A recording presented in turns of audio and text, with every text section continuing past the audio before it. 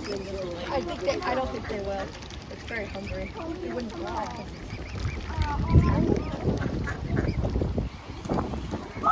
I've actually gotten that close to two pairs before. Me and Larry were in Boston and we were hanging out and there was like a little lake and we went over to the lake and then we fell out and there was some swans that got out and we went over them and they didn't move.